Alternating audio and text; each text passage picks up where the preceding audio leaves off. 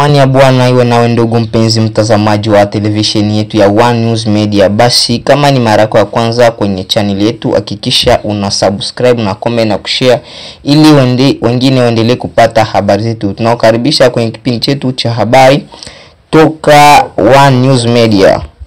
Basi mpenzi mtazamaji, acha nikusogezee habari zetu za leo.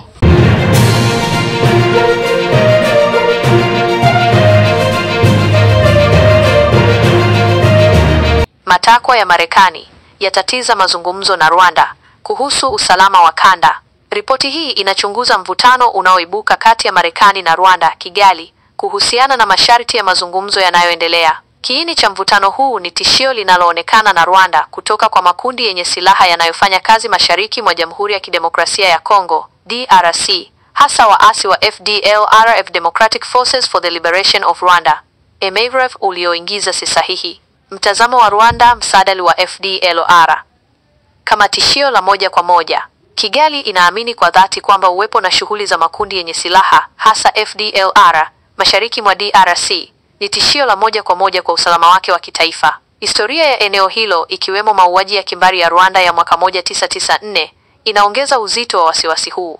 FDLR inajumuisha baadhi ya wale waliohusika na mauaji hayo ya kimbari, na uwepo wao karibu na mpaka wa Rwanda unaonekana kama hatari kubwa. Matakwa ya Marekani. Chanzo cha utata. Matakwa au masharti yaliyowekwa na Marekani yanaonekana kuwa kikwazo kikubwa katika mazungumzo. Ingawa maelezo kamili ya matakwa haya hayajatolewa, inawezekana yanahusisha masuala kama vile STALWA, kujizuia kwa Rwanda. Mstari wa Marekani inaweza kuwa inasisitiza Rwanda kujizuia kutumia nguvu za kijeshi ndani ya DRC, au inataka suluhisho la kisiasa badala ya kijeshi. Wasiwasi wa haki za kibinadamu. Mstari wa Marekani mara nyingi inazingatia rekodi za haki za kibinadamu na inaweza kuwa na wasiwasi juu ya athari za operesheni zozote za kijeshi kwa raia. Utulivu wa kikanda. Mstari wa Marekani inaweza kuwa inalenga utulivu mpana wa kanda na inaweza kuona mbinu fulani za Rwanda kama zinazoweza kusababisha kuongezeka kwa ghasia. Athari kwa mazungumzo. Kutokubaliana huku kunaweza kutatiza sana mazungumzo otaya. Rwanda huenda isikubali masharti yanayoonekana kudhoofisha uwezo wake wa kujilinda dhidi ya kile inachokiona kama tishio halisi. Hii inaweza kusababisha kukwama kwa mazungumzo. Mstari wa mazungumzo yanaweza kukwama au hata kuvunjika kabisa ikiwa pande zote mbili haziko tayari kulegeza misimamo yao. Kuongezeka kwa mvutano. Kukosekana kwa makubaliano kunaweza kuongeza mvutano kati ya nchi hizo mbili na kuathiri ushirikiano wao katika masuala mengine. Athari kwa usalama wa kanda. Ikiwa tishio la FDLR halitashughulikiwa kwa ufanisi, linaweza kuendelea kusababisha ukosefu wa utulivu katika eneo zima la Maziwa Makuu. Je, ungependa kujua zaidi kuhusu athari za kihistoria za FDLR kwa usalama wa Rwanda?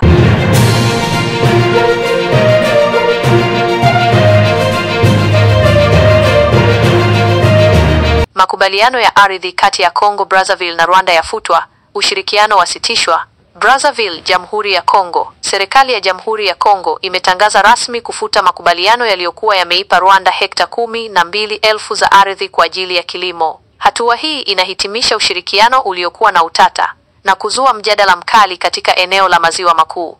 Uamuzi huu wa upande mmoja unaashiria talaka kamili kati ya Brazzaville na Kigali, na unakuja wakati kukiwa na mivutano ya kisiasa na kidiplomasia katika ukanda huo, hasa ikihusisha Jamhuri ya Kidemokrasia ya Kongo DRC.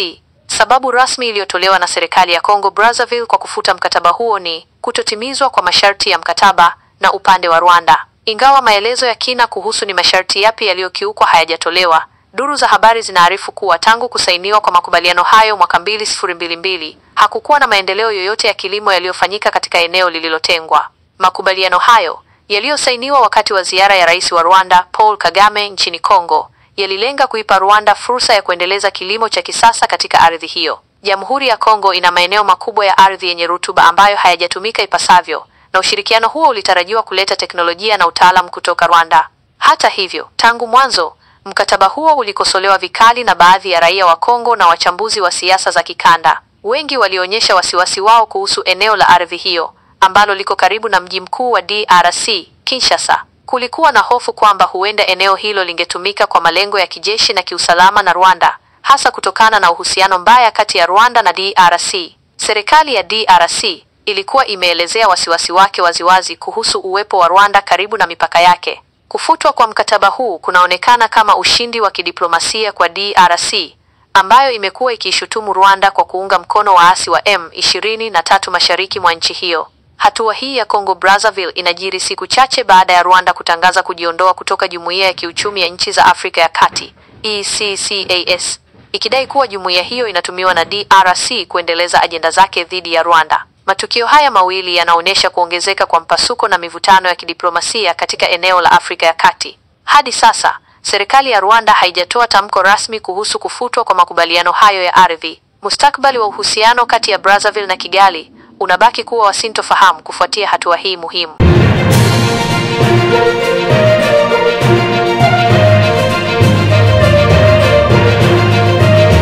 Yvette Ngandu Kapinga ateuliwa kuwa balozi mpya wa DRC nchini Marekani, Kinshasa, DRC.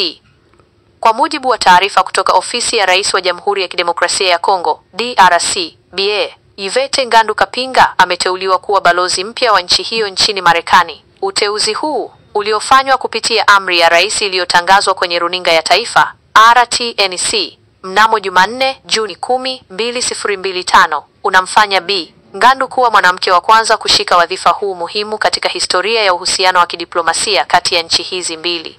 Bi Ngandu anachukua nafasi iliyoachwa wazi na balozi Franois Nkuna Balumuene. Uteuzi wake unaonekana kama hatua ya kimkakati na Rais Felix Tshisekedi ya kuimarisha uwakilishi wa DRC katika medani ya kimataifa, hasa katika uhusiano na mshirika muhimu kama Marekani. Wasifu na uzoefu wa Yvette Ngandu Kapinga. Bi Yvette Ngandu Kapinga ni mwanadiplomasia na mtumishi wa umma mwenye uzoefu mkubwa. Kabla ya uteuzi huu, amewahi kushika nyadhifa mbalimbali za juu, zikiwemo mshauri wa kidiplomasia katika ofisi ya rais. Alihudumu kama mshauri wa masuala ya kidiplomasia kwa Rais Tshisekedi, akimpa ushauri kuhusu siasa za kigeni na uhusiano wa kimataifa. Kamishna wa jinsia, maendeleo ya binadamu na masuala ya kijamii katika Jumuiya ya Kiuchumi ya Nchi za Afrika ya Kati, ECCAS. Katika jukumu hili, aliongoza juhudi za kukuza usawa wa kijinsia na maendeleo ya kijamii katika ukanda wa Afrika ya Kati. Elimu yake ya juu aliipata nchini Marekani, ambapo alihitimu shahada ya uzamili katika utawala wa umma na uhusiano wa kimataifa kutoka Chuo Kikuu cha Bowling Green State. Elimu na uzoefu wake katika masuala ya kimataifa na utetezi wa kijinsia vinatarajiwa kuleta mwelekeo mpya na imara katika ubalozi wa DRC mjini Washington DC. Uteuzi wa Bi Ngandu umepokewa kwa matumaini na wengi, wakiamini kuwa uzoefu wake na uelewa wake wa siasa za Marekani na mahusiano ya kimataifa utachangia katika kuimarisha zaidi ushirikiano kati ya Jamhuri ya Kidemokrasia ya Kongo na Marekani katika nyanja za kiuchumi, kiusalama na kimaendeleo. Anatarajiwa kuanza majukumu yake rasmi baada ya kuwasilisha hati zake za utambulisho kwa serikali ya Marekani.